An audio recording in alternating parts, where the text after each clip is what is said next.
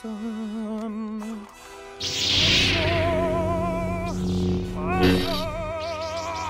Hey there, what is going on, guys? Welcome back to another Star Wars Galaxy Heroes video. I'm Zuko. And I'm Exum. And this is The High Ground.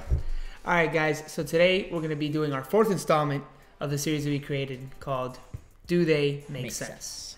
So, again, to reiterate, this series is all about us taking characters that are currently in the game, and we compare them to what we've seen in the movies, to what we've seen in the TV shows, and we can see if CG did a good job in creating this character. Did they take into, account what we've seen from them, the traits that make them amazing in the movies or make them not so great in the movies and the TV shows, and how they instill that in the character in the game. It's important for us as Star Wars fans that they represent the characters that we love correctly. So today, the character we're going to be covering is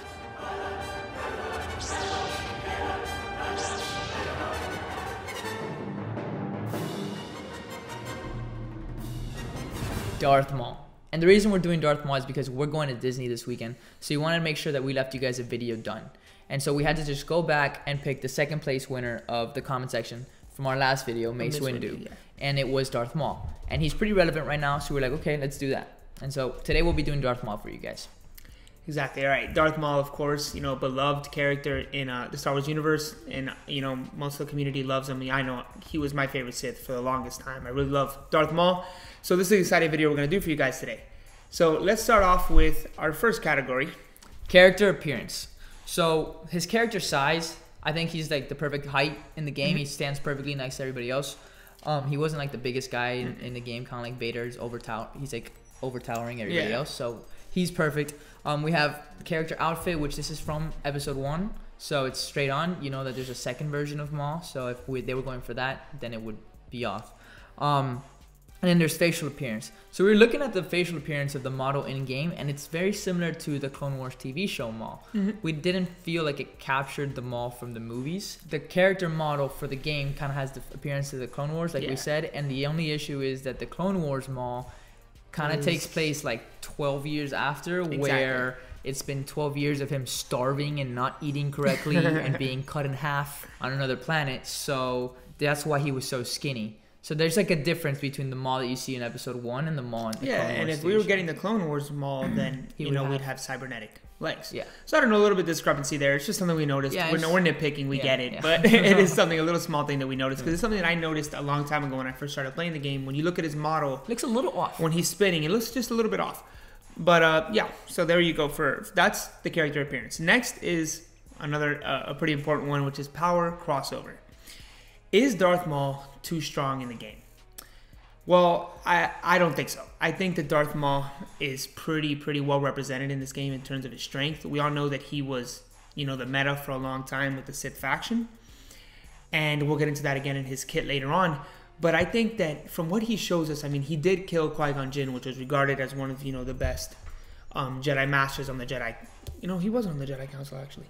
But that's by choice. Yeah, it was by choice. He was asked to be, but he wasn't. But he was one of the best Jedi, one of the strongest Jedi, and of course Darth Maul ended him, and he beat Obi-Wan. Yes, Obi-Wan ended up cutting him in half by, the element of surprise. And arrogance on his part. And arrogance on Maul's part. But he did beat them both. So he was regarded as a very, very strong Sith Lord. He was actually a master of the 7th form of lightsaber combat. And I think that they did a good job of showing us his strength in the game, and a little bit of his weaknesses. Even though we have a couple of issues with it, just a little bit. For me, a little bit of bias means that I would love to have him be better in the game because he's one of my favorite characters, along with what you said. But we really did, kind of debate the character and talk about, is he too strong? Is he too weak in the game? So that's the next thing. Is he too weak in the game?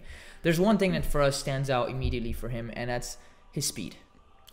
He's known as one of the fastest duelists. All he does in the movies and everything's so acrobatic. He's so agile, yet the speed is at 100. Yes, that's one of the slowest characters in the game. That's his base speed, and they try to make up for it with his leadership ability. But the thing is, he's not always a leader. So he's not just gonna be fast when he's leader. He should be fast at all times.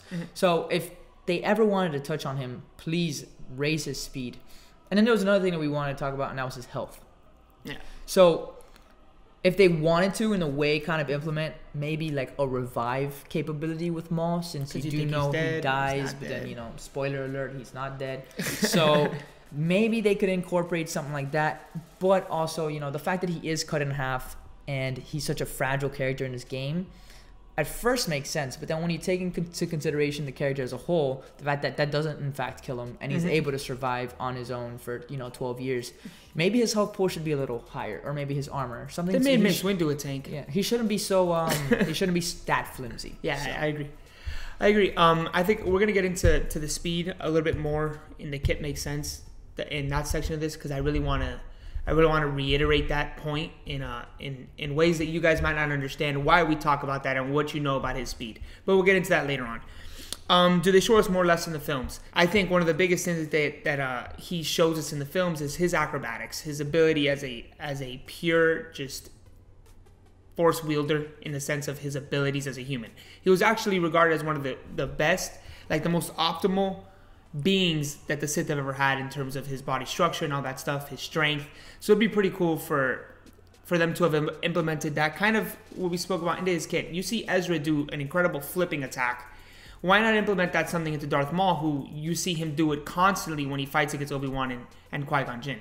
So that would have been pretty cool to see, but all right, let's move on. We can talk about that more in the kit, but yeah. So the next one is synergy. So should he have synergies with certain characters, and how good should these synergies be? Yeah. So yes, you know, if you guys have seen our top 10 synergies video, which you can see right here, you would know that 2 of the top 10 synergies we think should be implemented into the game are Darth Maul with Mother Talzin and Darth Maul with Savage Opress.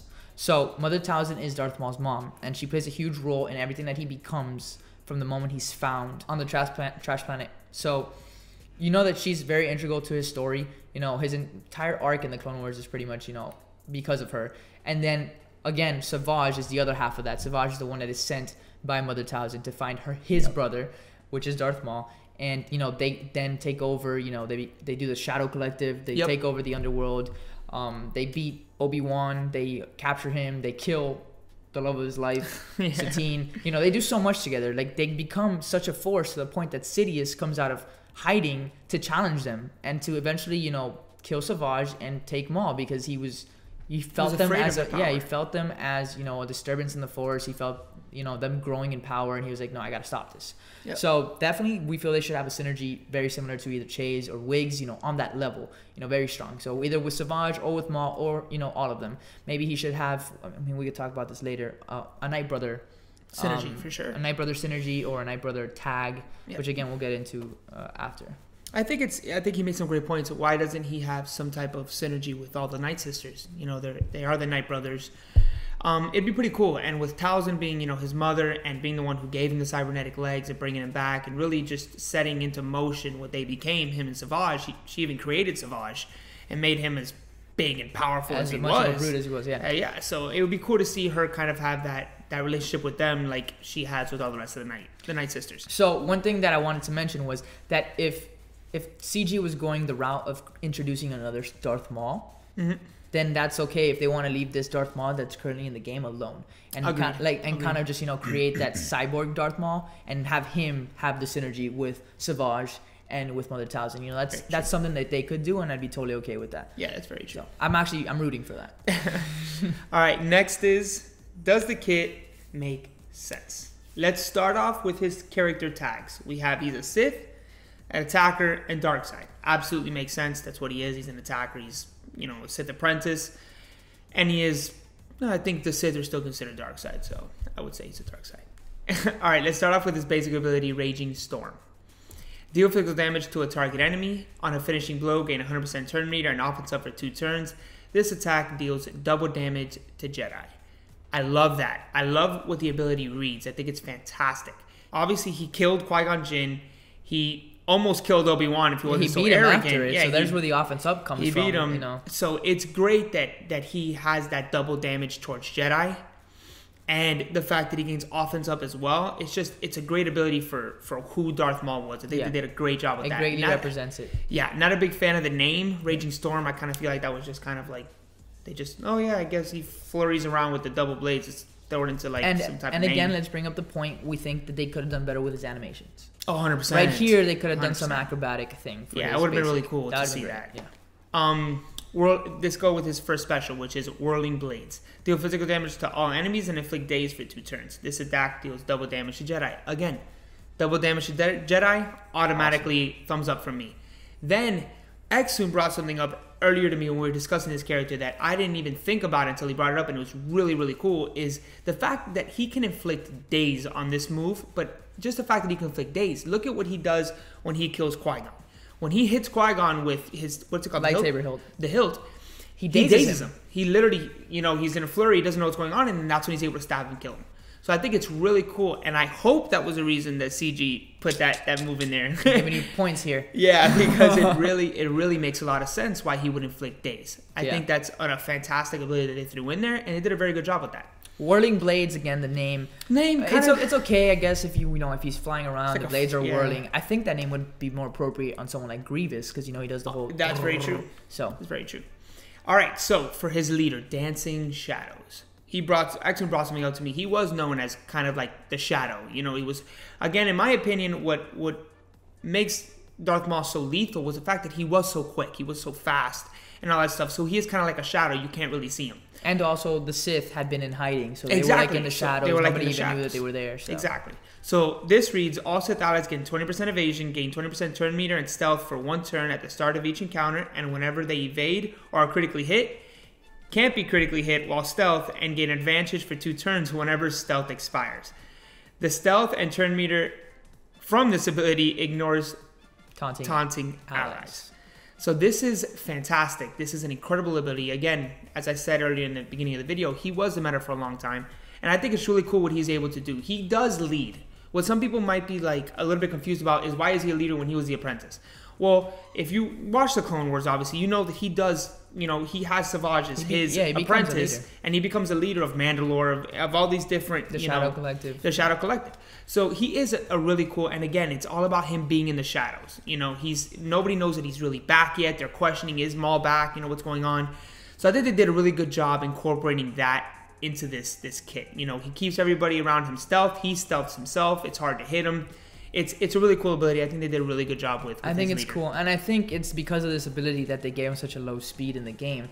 But I just feel like something I mentioned earlier, the speed, he can't just be fast if he's leading, because he's not always leading. But remember that he doesn't gain speed here. You gain turn meter. So you start for all allies with I get what you're saying. Stealth, you gain turn meter. So I feel like that's where they kind of gave him his speed. But if he's not leading, he's a super slow character, and that just doesn't fit his character at all. Yeah, and it's important to note that another, perfect example, we keep bringing it up because we feel it's so important with his speed, is the first time, not even when he fights Obi-Wan and Qui-Gon, the first time he fights Qui-Gon on Tatooine, Qui-Gon gets into the ship and is laying down exhausted after his fight from Maul. And Maul is just kind of sitting there calling over his droids like, let's go. There's nothing wrong with Darth Maul. He's perfectly fine. And you have Qui-Gon physically exhausted. So it just shows that his speed, his endurance, everything that he was able to do with the Force within himself to make himself a more powerful warrior, we feel they kind of left that out and they didn't really show it to us that much in the game. But one thing that I really wanted to bring up in this section, which is something I alluded to earlier about his speed, is a lot of people question Darth Maul's ability as a Sith and really as a Force user, because you never really see Darth Maul's kind of trademark Force ability. You have Dooku and Sidious, who are all about Force lightning. You have Darkseid Anakin and Darth Vader with the Force choke. So they all had these abilities, and you never really saw that from Darth Maul.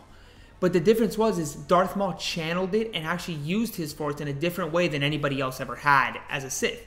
He actually channeled it within himself. This is a proven fact that what Darth Maul did was he used all of his Force abilities and put them within himself to make him stronger, to make him more agile, to fuel his hatred, and to give him the ability to last longer, to give him greater endurance.